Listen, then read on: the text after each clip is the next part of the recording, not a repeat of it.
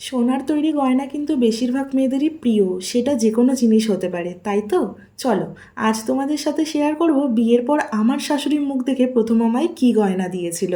আমার হাতে যেটা এখন দেখতে পাচ্ছ সেটা হলো লোহার ওপরে সোনার পাত বসানো, মানে হলো লোহা বাঁধানো। অনেকে আবার এটাকে নোয়া বাঁধানোও বলে। শাশুড়ি মায়ের তরফ থেকে আমার মুখ দেখে তার প্রথম দেওয়া গয়না ছিল এটাই। এখন হয়তো তোমরা আমাকে জিজ্ঞাসা করতে পারো যে এটার ওজন কত বা দাম কত।